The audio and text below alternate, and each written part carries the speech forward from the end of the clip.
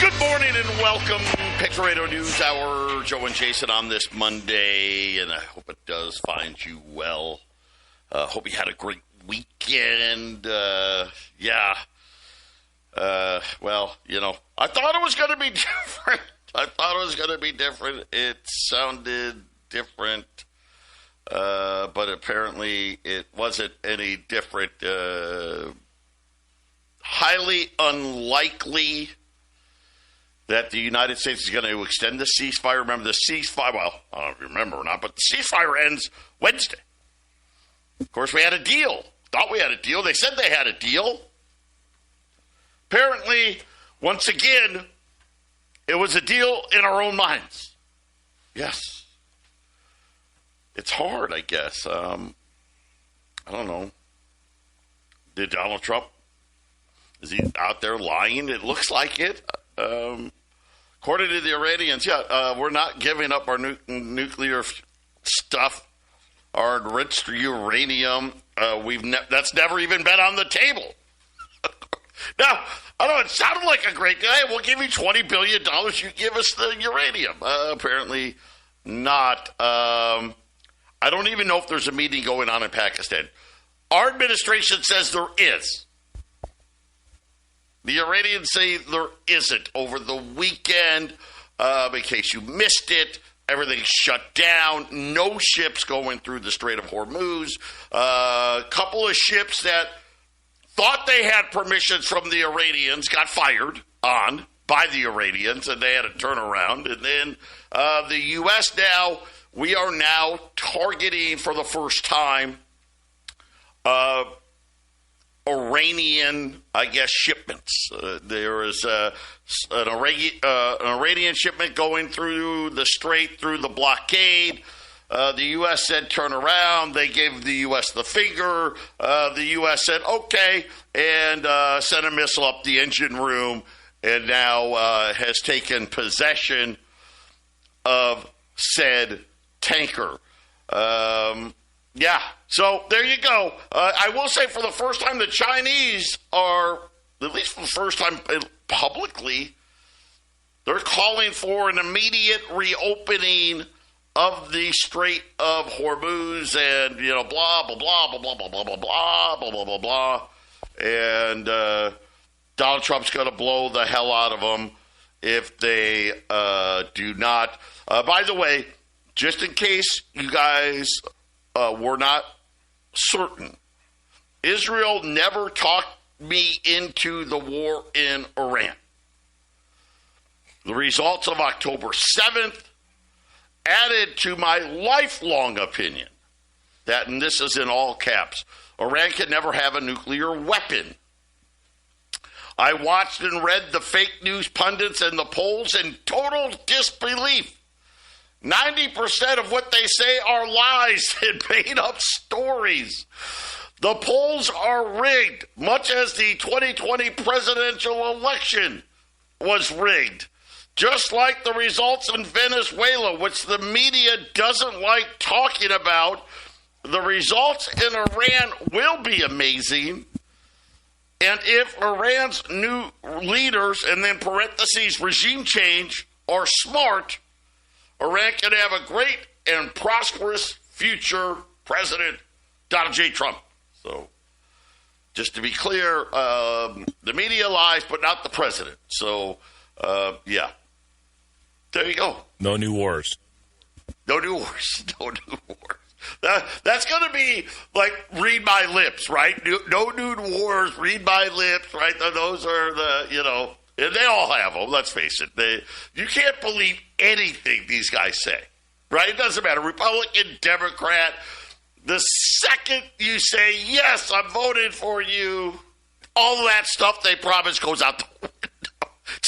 I was just kidding. God, you fell for that again. And interesting, I will say this, very interesting is everybody seems to be taking this news in stride. So remember Friday deal. Gold's rallying, silver's rallying, stocks are up 1,000, right? Oil's down like $12. This one, oil's up 5. So, I mean, that part is participating. The Dow, right, it's down like 100 points. Like,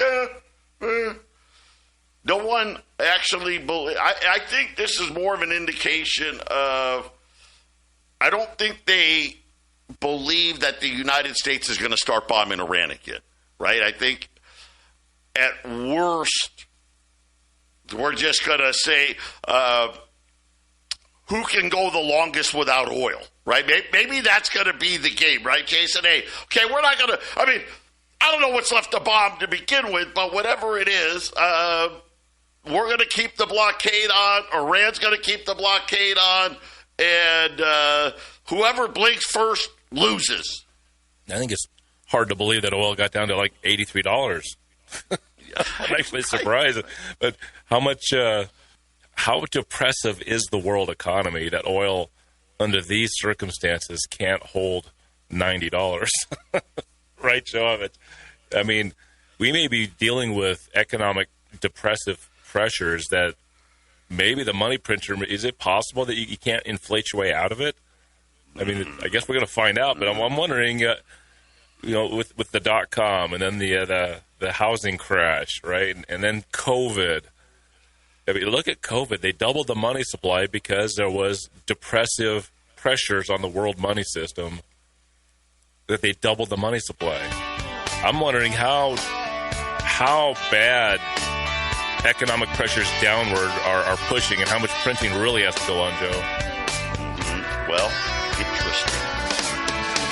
Treasury Department has to start refunding the illegal tariff money. And then Hammer and Hank Paulson had some interesting comments about exactly what Jason was talking about. 800-951-0592, Patriot Radio News Hour. So quick look in, Dow's down 130. Yes, S&P's down 36, the Nasdaq's down 200. A little bit of a difference between deal and no deal, at least so far. The bond market up, but not back to where it was before Friday's big announcement. 427. Crude oil, like I said, up $5, $89. Brent's $95, but still, from what we've seen before, that's kind of nothing, right? Gold's down $20. That's it. Big deal. Big deal, right? I mean, it used to be something like, especially when you think about, wait a minute, since Friday, not one ship has gone through the Strait of Hormuz, not one. Iran opened fire on 2 ships.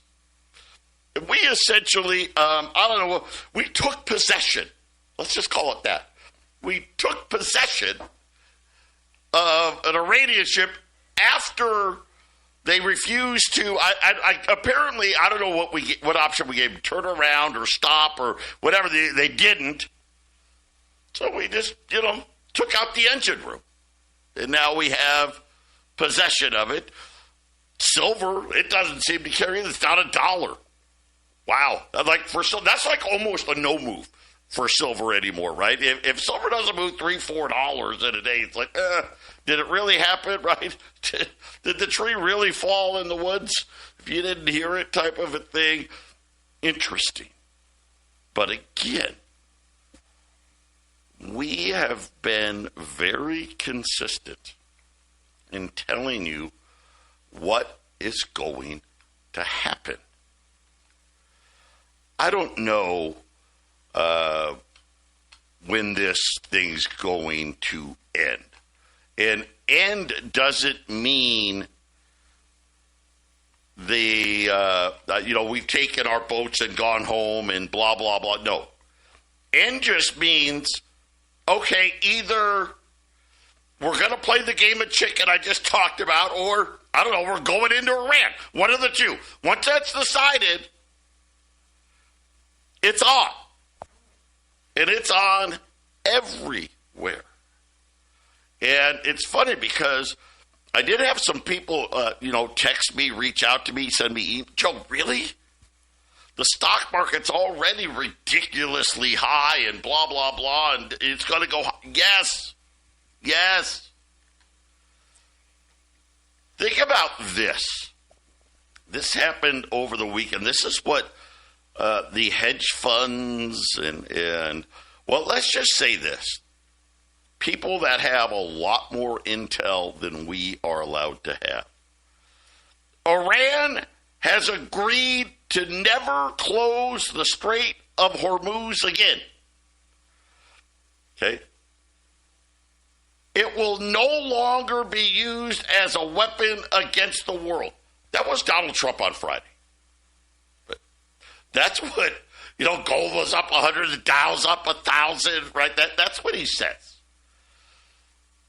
The NASDAQ closed at another all-time record high. The S&P closed at another all-time record high. By the way, the NASDAQ had gone up 13 days in a row. Right? Of course, Jason's been telling you, hey, by the way, all these companies are just buying back their stock, and right, it's earnings season, and of they're course bringing offshore money in with no penalty to do stock buybacks. Shh. Don't tell everybody. They don't want you to know, right? This is all fundamentals. Think about this. Nothing seems to be able to hold this market down very long, does it? Nope. I love this guy. This guy uses not a Persian excursion, right? Doesn't matter, right?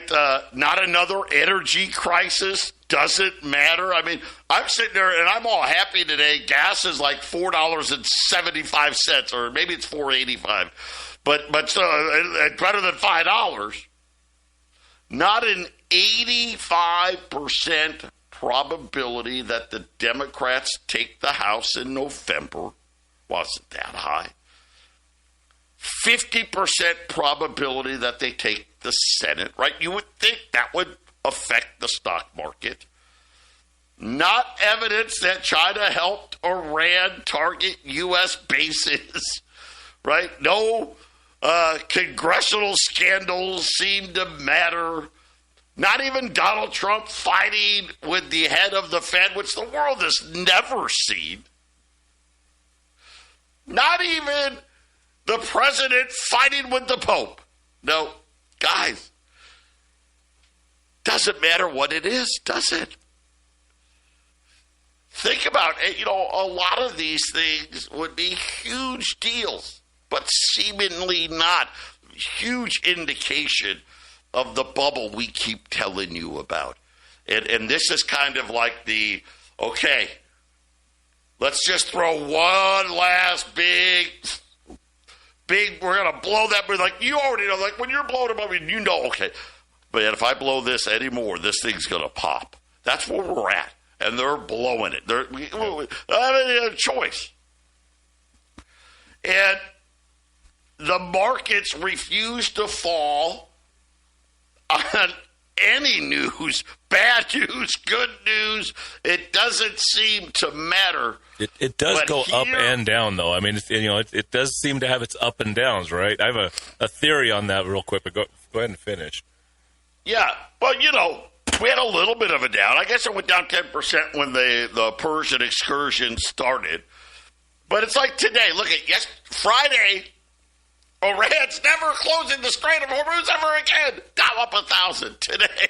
The Strait of Hormuz, if it's not open by Wednesday, right, it's going to be back to the bridges and the power plants. Down $100. Here is the thing everybody but Jason and I are missing. The U.S. deficit, which is exploding. Now, early on, we got some good deficit news. We did, right? The deficit was almost on track. It was going to be close to actually possibly not growing this year, right? A lot of that having to do with tariffs. But then again, we decided that we needed the Persian excursion, which, by the way, I don't know if you want to believe, $1 billion a day is what they're saying. Now, Right? We're starting to, right? The meter's starting to really start ticking here. Hundreds of billions of dollars that wasn't planned. Then starting today, we have to give back close to $160 billion in tariff revenue. Here's the sad part, guys. None of us are going to see a cent of that, right? None of that is going to matter. Defense spending, as we talked about, surging. Of course, now don't forget 2027. 2027, they're just throwing everything out, right? Forget, we're not even going to pretend that we're trying to contain the budget. U.S. money market funds are almost at record highs, $7.6 trillion. Guys, I'm going to warn you. I know a lot of people are like, well, that's just safe. Nope. Matter of fact, I would say be ready for you guys that are in your money market funds. There is a freight train coming down the pipe. And remember, money market funds, they like to buy treasuries. And it's at a record high. So where do you think that's going to go? By the way, 10 years ago, you know how much was in money markets? $2.7 trillion. Right? So people are like, Jason, they're kind of half paying attention. They're like, well, God, I know stocks are overvalued, and I know I don't want to keep my money in the bank. I know, let's do this money market thing because I think it's safe. It's the rules of the money market are actually worse than the bank.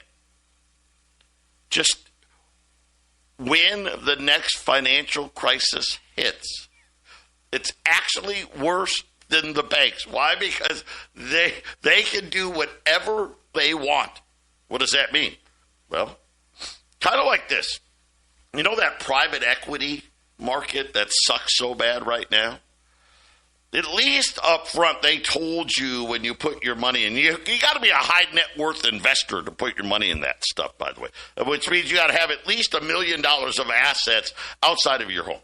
They tell you, hey, by the way, you know, not that we think it's ever going to happen, but once redemptions hit X%, we don't have to give anybody any money back. Right? So now you think about private credit. 50% of the people want their money back, and they're like, yeah, nah, sorry. Sorry about that. Try again next month. We'll let you know. The money markets, it's even worse. Not only do they not have to give you your money back, if it breaks the buck, which is what happened during the financial crisis, they will take however much of the money you put in there to get it back to where it's worth $1. Yeah. So if there's $7.6 trillion in money markets, and let's just say they're like, well, gosh, we're $2 trillion short, they'll just take it from you. You know, if you're okay with that, great, cool. Is it going to happen? I don't know.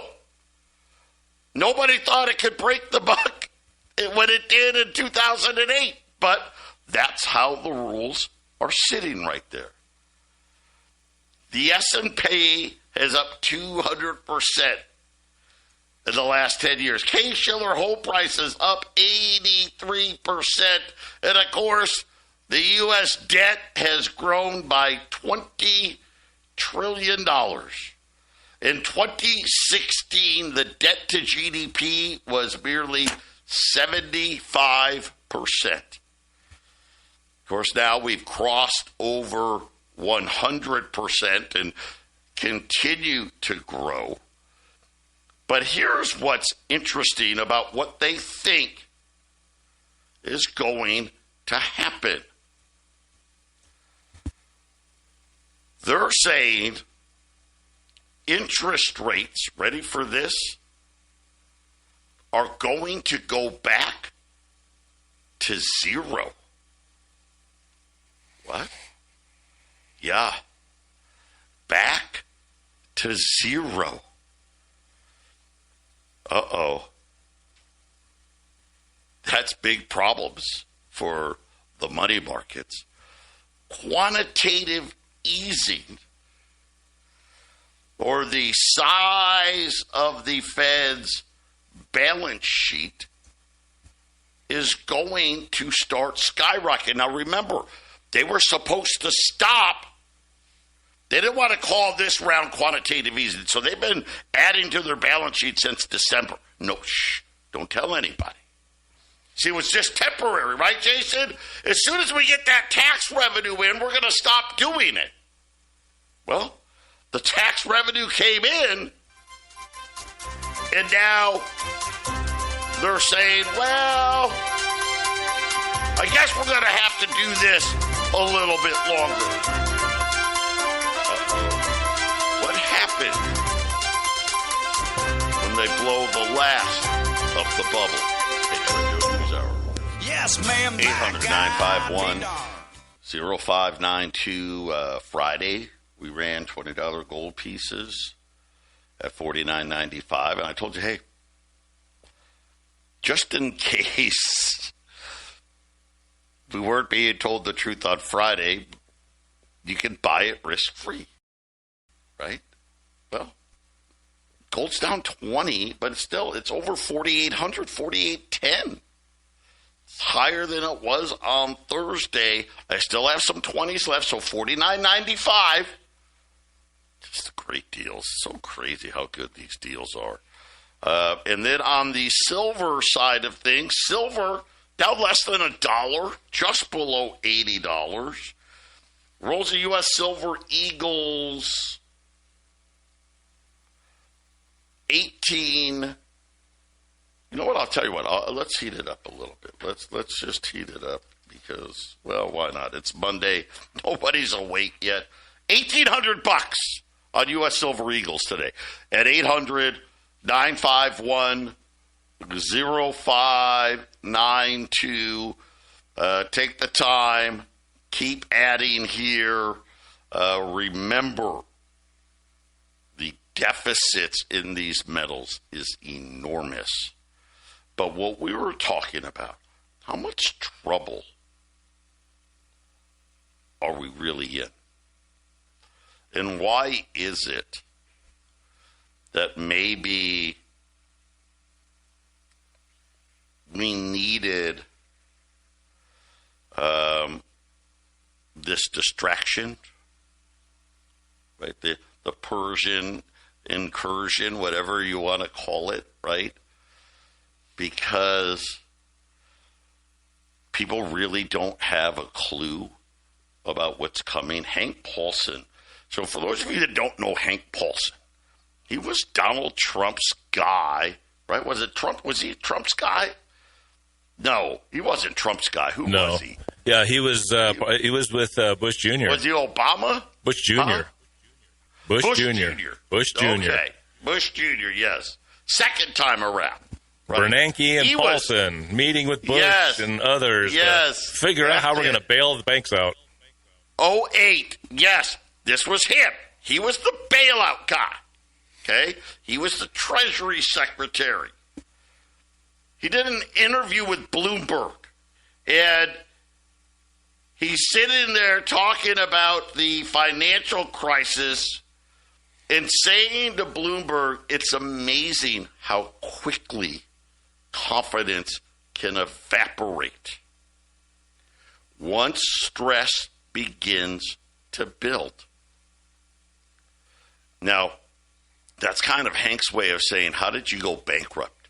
Right? Double's always telling you, well, it was gradual. And then all of a sudden, bam, I'm out of money, right? And I can't get any more, and now I'm bankrupt. Hank Paulson, I don't know, maybe 6 people in the entire nation who know that $39 trillion in debt is unsustainable for any country.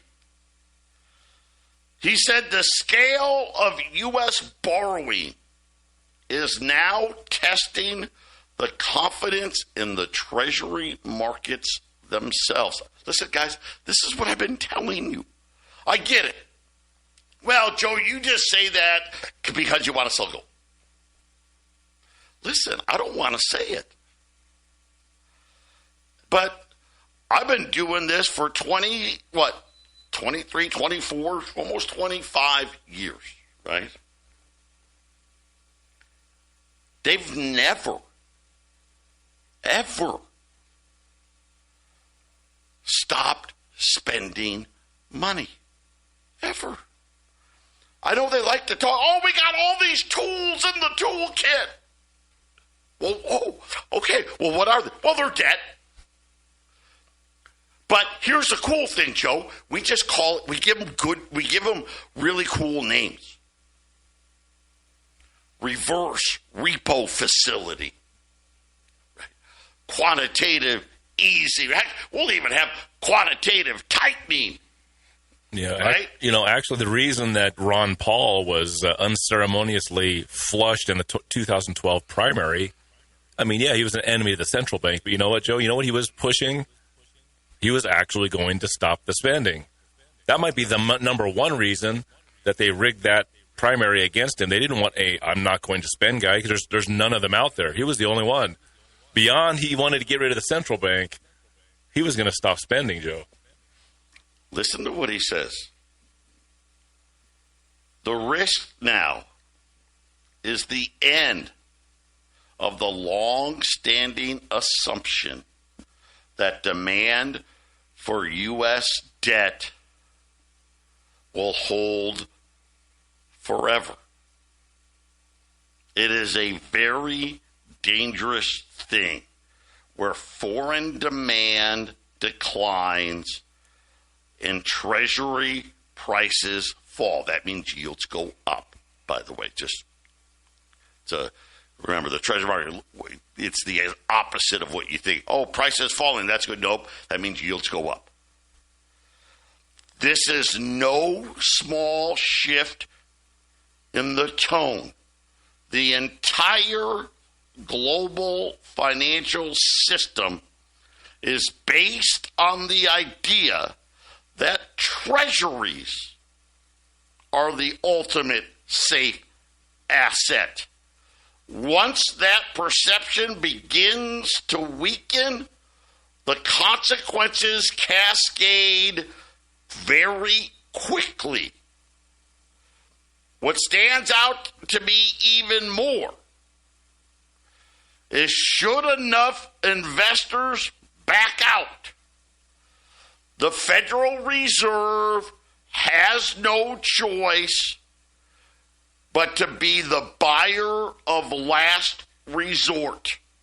Now, we're not in some crisis, at least not yet.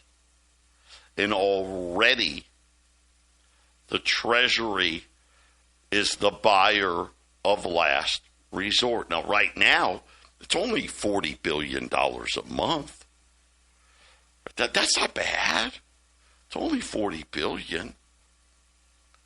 But when Hank Paulson says, hey, we are already in the early signs of stress forming beneath the Treasury market, declining foreign participation. Who tells you about that? That's me. Weakening liquidity. Who's been telling you about that? Rising yields that are no longer being absorbed smoothly. How did we go bankrupt? Yeah. Everybody in those money markets better look out. The wipeout is coming. Patriot Radio News Hour. Back after the break. 800-951-0592. Again, $20 gold pieces. $49.95. Hank Paulson to Bloomberg. Telling everybody what's going to happen. And this is what's happening. Whether you want to call it stabilization, liquidity support, or something else, the mechanism is the same. The central bank absorbs supplies when the market no longer can. In other words, quantitative easing is going to return. And he says that we need an emergency break the glass plan ready to go when we hit the wall. It is going to be vicious. So what is he talking about? He's talking about when the world, they've already are questioning, doubting the U.S. treasuries are the safe. Matter of fact, you could argue the markets are telling you gold is the safest asset, period. Why do I say that? Well, 10 years ago, some central banks had gold, but gold wasn't even a tier 1 asset. Now, which by the way meant you couldn't have its whole value on your balance sheet.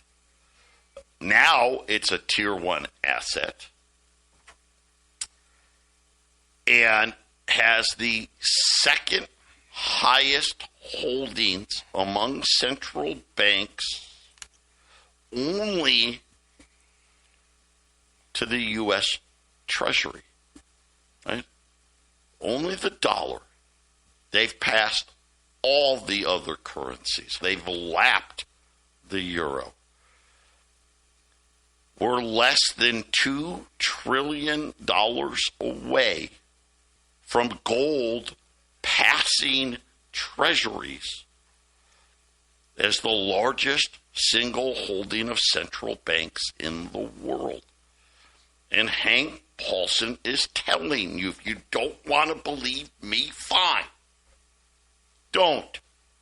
Believe this guy. He's got no reason to lie. I mean, if anything, he's a Republican. Right? We've got Republicans in charge. What he's talking about, I don't even know how to describe it. We are going to see the Fed have a balance sheet that rivals the GDP of this country. That's how big we're talking about. And you're like, Joe, come on, Joe. It's like, what is it? What's the Fed pass? $8 trillion? What, you're talking 30 trillion? Yeah.